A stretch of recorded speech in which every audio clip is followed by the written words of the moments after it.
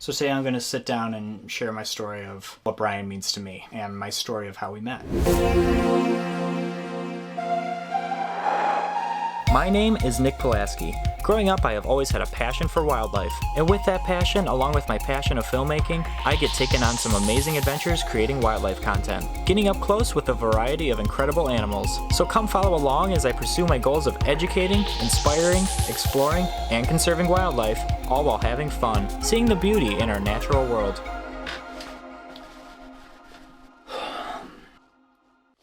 This is not an easy video to make. It's actually quite sad. You know, when you first hear the news about something like this happening, you don't know what to think. It's very difficult to wrap your head around why these things happen, how these things happen, and so out of the blue that these things happen too. It's definitely hit a lot of us pretty hard, you know, and my thoughts and prayers are with Brian, his family, the team, first and foremost, just so you guys always know. I'm a phone call, text away. Anything you guys need, I'm always here for you guys. First and foremost, I want to say that. Today, though, I want to share my story of how I got acquainted and introduced to Brian, both in internet form and as a friendship, and also how he's been a tremendous impact in my life. I think it's a good story to tell, you know, on multiple different levels. So, I mean, I think it's important. There's a lot of important messages in this, and that's what I want to go over here today. Very early on, I would say it was about 2012, early 2012 is when I first got introduced with him. I already had snakes in the past. Growing up, I've owned a whole bunch of snakes. If you've known me, I've told that story, how all throughout my life I've had a whole bunch of different reptiles, but I've always loved snakes. The first one was a juvenile, the second one was a baby. So ball python just like this right here. The funny thing is this baby, because I've never really dealt with them before, so snappy. Absolutely the most snappiest thing. And I'm like, what is this dude's deal? Like, I go by the glass and bam, this thing would be snapping at me. And I'm like, I don't understand what is going on with this thing. So I went to YouTube, typed in snake bites, and I literally typed it in B-I-T-E-S, snake bites B-Y-T-E-S came up. And that's how I got introduced to Brian with this exact video. I was just entertained throughout the whole thing, and I learned a whole bunch. And then I noticed there was a whole bunch of snake bites videos. And I just kept watching them and watching them and watching them. And then I was like, wow, there's like a whole bunch of genetics involved with these things with beautiful colorations. Not like this at the time. We're talking like Mojave to pastel, and that was like a huge thing at the time. But regardless, it was just crazy to see all the different genetics that were involved and a whole bunch of different things with ball pythons, and then seeing the colubrid side of things and seeing all the different morphs of corn snakes, rat snakes, king snakes, milk snakes, everything that he had, all the unique species, you know, all his big Burmese pythons and everything else that he had. I mean, it was just incredible. And I was really enamored, like, holy cow, this guy's got a whole show, a weekly show, just dedicated to doing stuff about reptiles. And I'm like, that's very cool. So I kept watching those videos. I kept watching the other videos that I found throughout the internet as well too, but I've always come back to snake bites and learning a little bit more each and every single week. I believe it was every single Wednesday. It really inspired me to get into breeding ball pythons. So I started investing into it. It was one of those things where at first my parents were like, I don't know about this, but like they really saw how invested I was. And I mean, it truly was based on inspiration I got from Brian. Really just seeing that passion and love for animals through Brian was definitely something that really drew me to wanting to pursue something of my own in a similar way. You know, I mean, I started investing into ball pythons, got my own collection going on a small scale, but was always just really, really excited about that. And just seeing the evolution of snake bites, you know, I mean, it first started with snake bites, and I witnessed him change it up to animal bites and including different webisodes each and every week and doing all these different things, introducing new people all across the nation, even the globe, some people. And it was just incredible to see how things kind of evolved with that. And the people that I got introduced to and the different things that inspired me thanks to animal bites as well is definitely all thanks to his vision of taking it another step further. And I think that's really, really incredible. Not just sticking with one thing and not just settling.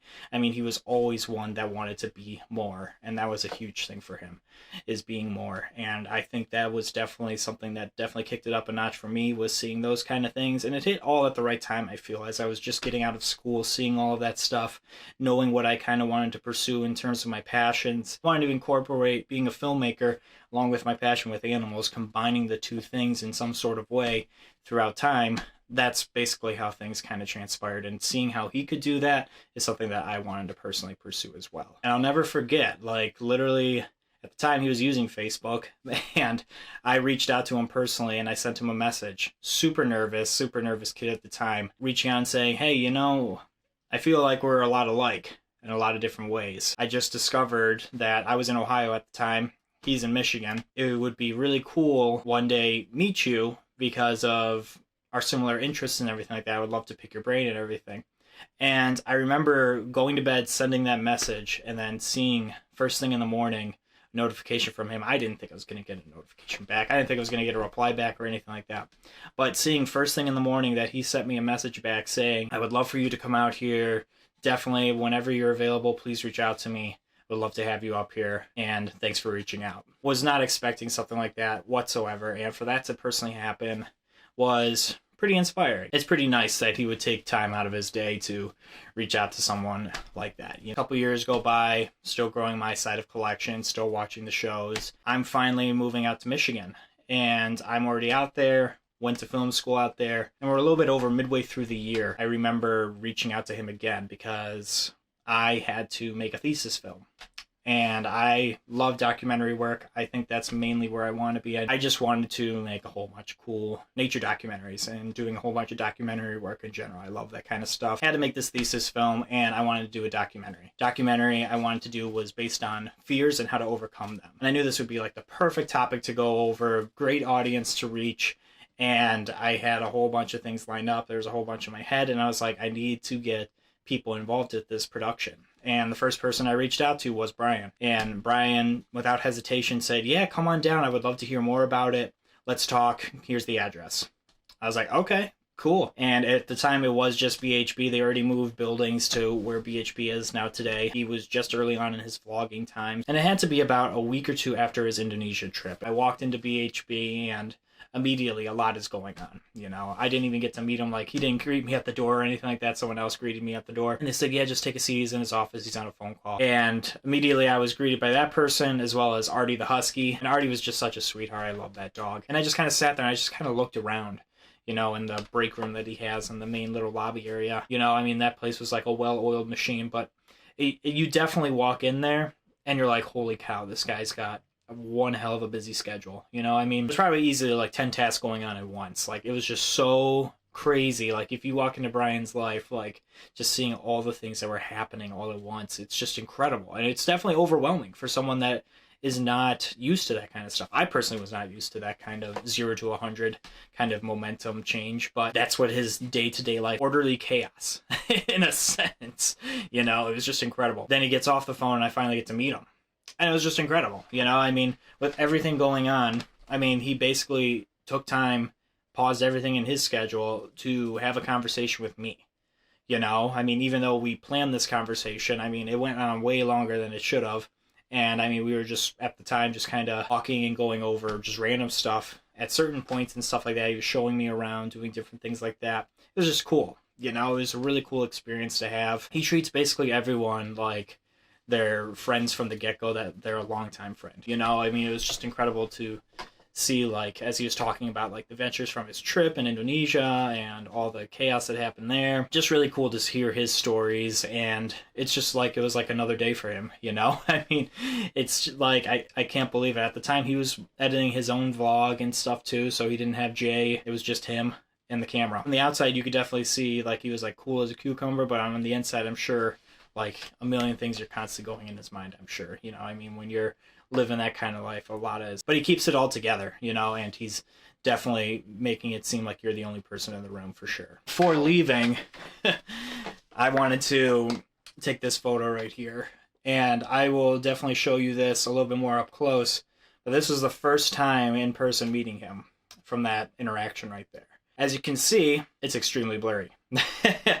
And the reason being was, like I said, I was super anxious just meeting him. And I just took the photo really quick. And I was like, all right, didn't want to make a whole geeking out kind of thing or anything like that. But I wanted to, like, capture this moment. It was really special to me after knowing him for so long, a internet kind of sense. To finally meet him in person, this was definitely an important thing. So it doesn't matter that it's blurry. I think that kind of adds to it. That shows a really cool thing, a really cool experience I'll never forget for sure. Brian just asked, like, hey, what's your number? You know, I mean, once all this is said and done, I mean, I would love to maybe potentially add you to the team. You know, I'm looking for someone that could be like my ghost editor as I'm shooting these vlogs, because they are daily vlogs and it's kind of exhausting. So I'm like, heck yeah, I mean, for sure. I mean, I would love to help any way that I can. After that one conversation, that like he had that belief in someone, you know, that they could do something, really saw value in me. And that's something I was like really appreciative of, you know, I mean, that was definitely something really humbling for sure. So we did the documentary.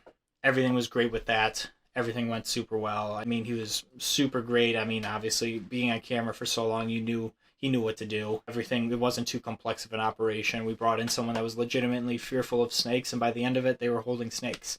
And that was just really cool to see, you know? I mean, it was just like, just a normal interaction like you would see like at the Reptarium or something like that. If anyone's asking, I know a couple people have. It is finished, kind of. The problem is that we did lose like main camera footage, and it was mainly over the middle point of his part. We did have a B camera, thankfully, going, and I will dig through and figure out where that footage is and where that drive is, and we'll go from there. After the documentary, everything was great. We started talking about me becoming the ghost editor and working on all these different projects. He had a lot of different things on his mind at the time, of different things he wanted to do, and I was editing some of the vlogs, which was great, and I was learning so much from him just from the few vlogs that I did get to do. It was just a really incredible thing, but there was just a lot going on at the time. He was telling me all his plans. He wanted to have like a whole collection out in California because he was constantly going out there for collab work.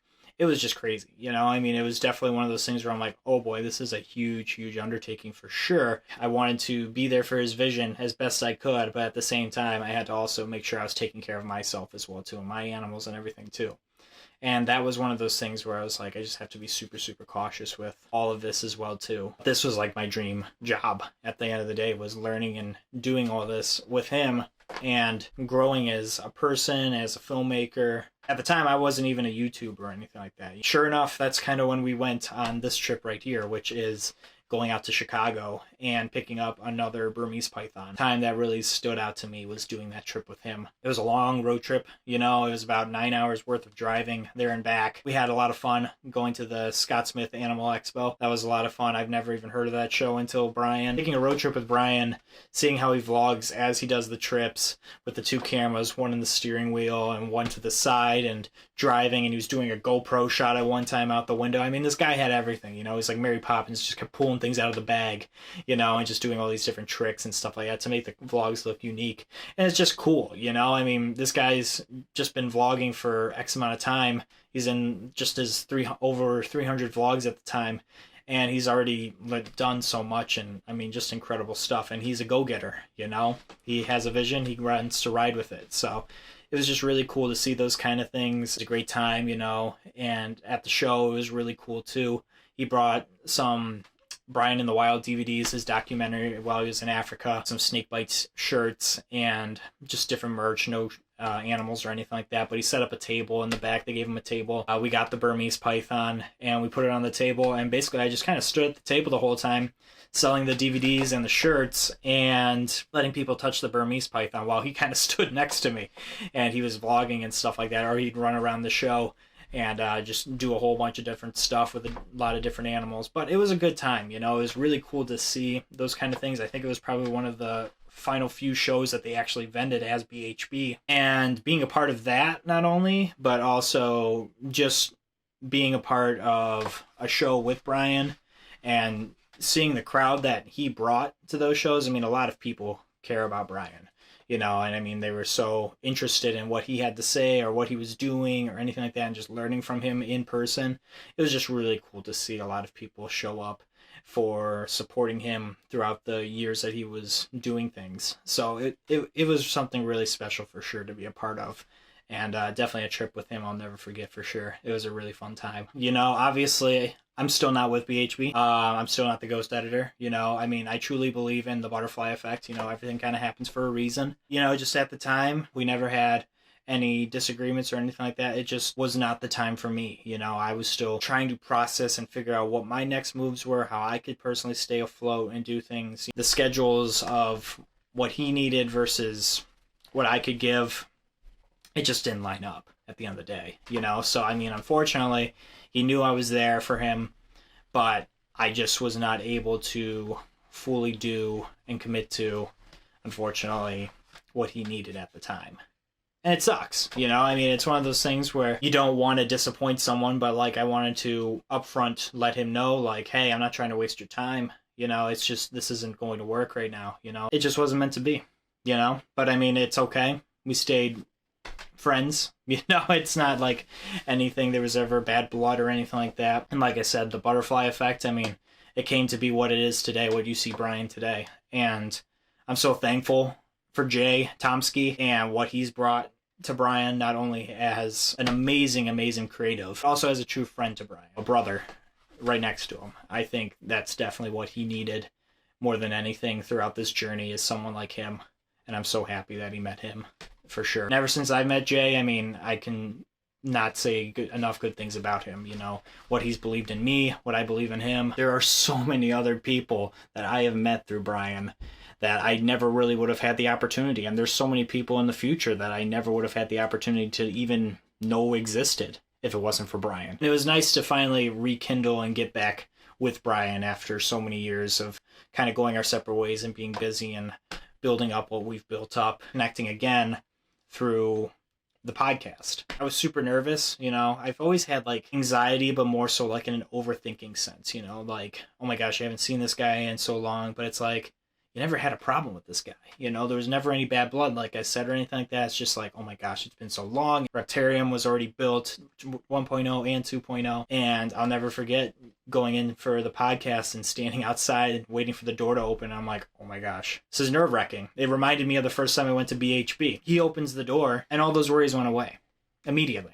Treated me like I just saw him yesterday. I thought, what am I so worried about? This guy is incredible. To finally have that first meetup in so many years again and be on the podcast, talk for nearly 2 hours or so, and meet Jay, do a whole bunch of stuff, see what he's built in terms of the Reptarium. It's just incredible. Talking to him after the podcast too, and handshake and hug at the end.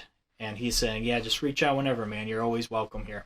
You know, that's Brian in a nutshell. And I think from that point forward, honestly, I can say, being one that has dealt with anxiety, more specifically overthinking a lot of things that basically are not true, that was a big moment for me where I'm like, you know what?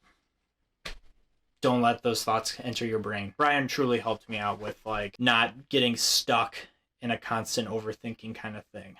It's definitely one of those difficult things where I'm not truly over those kind of things yet, but it's definitely tremendously helped me in the sense that I always think of that moment where I'm like, you know what, you were worrying for nothing. I truly thank him for that. A little bit of time goes by, and I have this great, funny idea, because everyone is constantly saying on the Checking In podcast, like, cut your ponytail, do this, do that, I'll pay you this if you do this, or what will it take for you to cut your ponytail?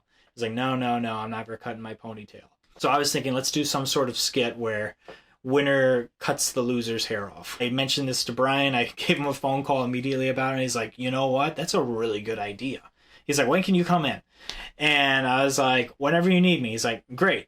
I'm going out of town. I'm like, oh, okay. So, I mean, typical Brian. We finally did the skit, and it went off without a hitch. You know, I got to meet more of the crew. Got to finally have a more intimate tour of the Reptarium. Last time on the podcast, I just kind of walked it really briskly, but I didn't want to fully walk it or do anything. I wanted to really get the time to enjoy it. You know, I felt bad like taking up too much of their time during the podcast day. Going in there after that and seeing the whole place was just incredible for sure. And Connie and Mike were great as well, you know, meeting them for the first time. It was just a lot of fun, you know. I mean, seeing Brian and Jay, I mean, it was, again, like I was there yesterday, you know. I mean, they always treat you super, super well, like you've known them your whole life. It was a lot of fun, you know, knowing that my hair was going to be on the chopping block. And Brian is not a barber, for sure, and we've learned that.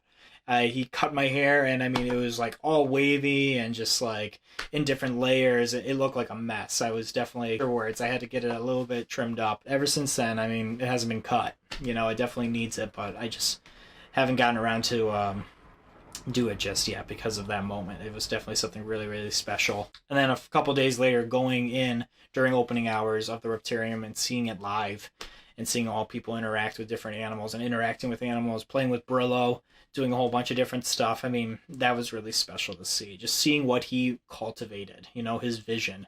That was really cool. And then after the skit video, I basically had some time to kill with him before we went over to the aquarium house because I was going to shoot the photos there. And I was like, real quick, can we just do like a quick little video, just kind of hearing like how things started for you and how things have gone for you? And he's like, oh, that's a great idea. Let's do it. Guy has a million things going on in his life, but he stopped everything just to film this video with me and take the time to do that. And, you know, I mean, I didn't take his time lightly. We shot an amazing video that I posted and I sent it to him. And he was so excited to watch it and he loved it. He said it was great. And it really meant a lot to me. I remember seeing those text messages from him. And it was really rewarding from where things have gotten. And I appreciate that, you know. Because only a couple of weeks later is when you got the news, you know. So it was tough to hear those kind of things, you know, especially early on.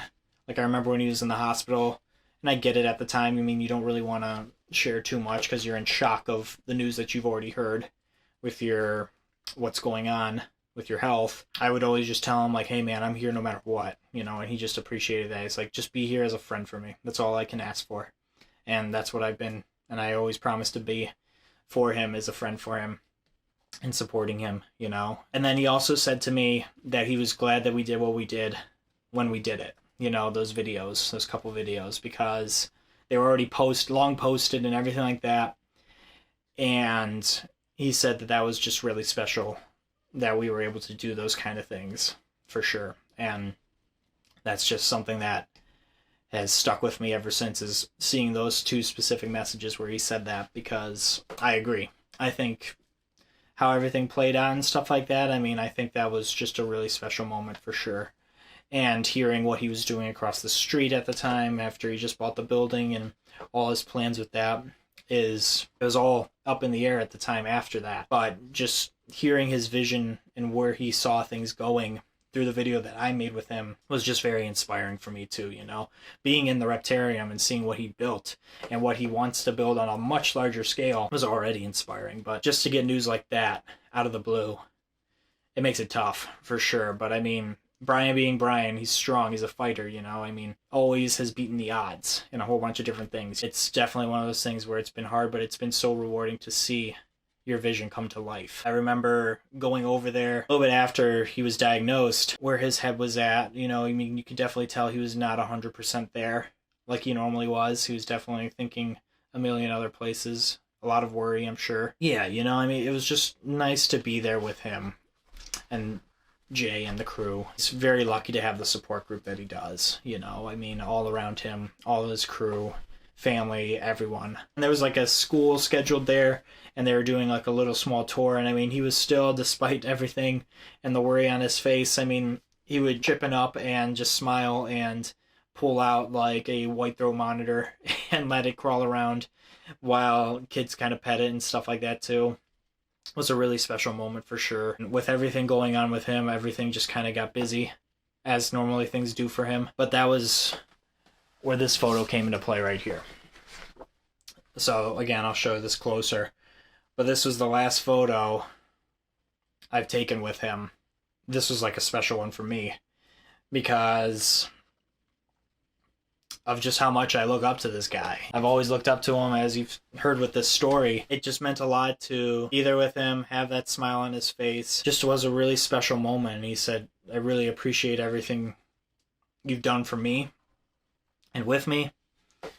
And it was truly really good to see you. He said, I'm really excited for what's to come, and I hope you're a part of this too. And I said, I can't wait, and I will do absolutely anything I can, whatever you guys need, for sure. It's always good to be busy, especially in times where, like, things are getting harder, but, like, he was working himself. He was fighting every single day to get out of bed, despite all the pain, despite all the agony, the emotional stress it puts on you. I mean, he was fighting every single day to get out of bed, get over, and work on this big, big, big ginormous project built completely out of passion, you know, and just drive for wanting to leave his mark for the greater good, you know, and what he believes in and his message truly going throughout that whole entire place, you know, and his families too, you know, it's all their message. It's definitely telling of Brian and shows that he's a fighter no matter what, and that no matter the obstacles, he's going to push through until he can't push anymore.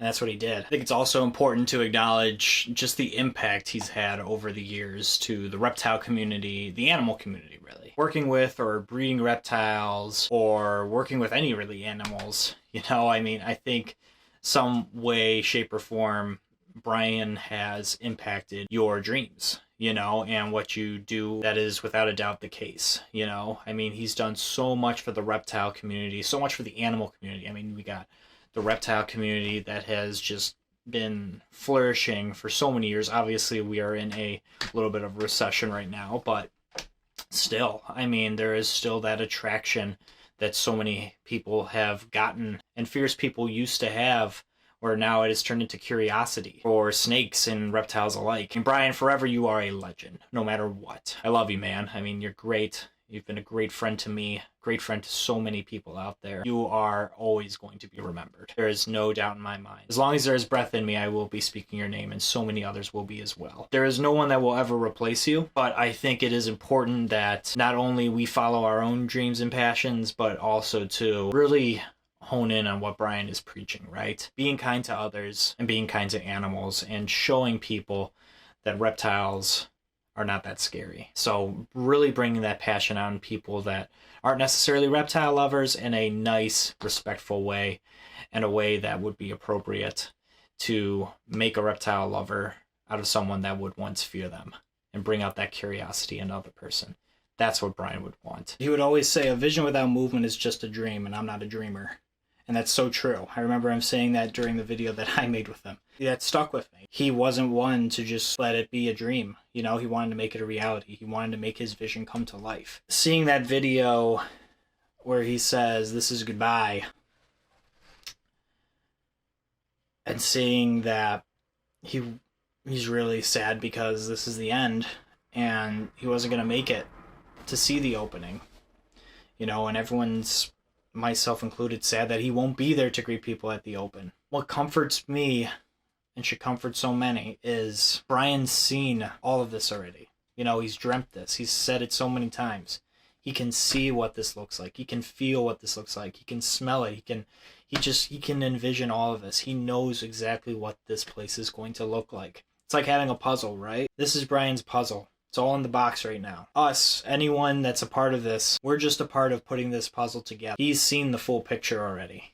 We are the ones that are just piecing this all together, and once we see the finished product, we're right there with him. And he's just excited for us to catch up and finally see what he sees. It's an honor to be a part of helping any sort of way I can. I've helped with bringing in enclosures to the new Legacy Aquarium and helped out with whatever I can, and I will be continuing to help out with whatever they can as shipments keep rolling in. But I mean, literally, once the first round of enclosures came into the building, I told Jay, literally had goosebumps watching him bring it in. And he's like, "Dude, I'm right there with you."